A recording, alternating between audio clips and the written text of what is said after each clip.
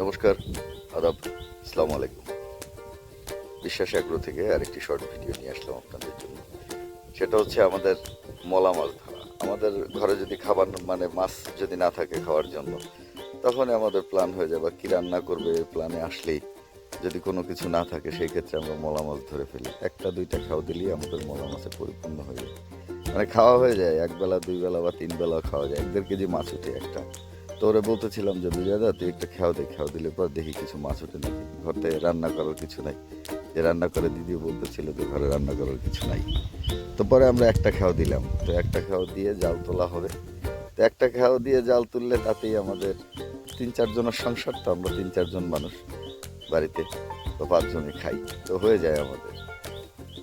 আর মানে এই মাছটা হচ্ছে এরকম যে ইচ্ছা করলেই খাওয়া যায় আর কি। এখন ইচ্ছা হয়েছে যে মলা মাছ ফ্রাই খাইতে হবে বা মলা মাছের ঝোল খাইতে হবে, তাইলে গিয়ে সাথে সাথে ধরা সম্ভব হয়। এটা খুবই ইন্টারেস্টিং ব্যাপার।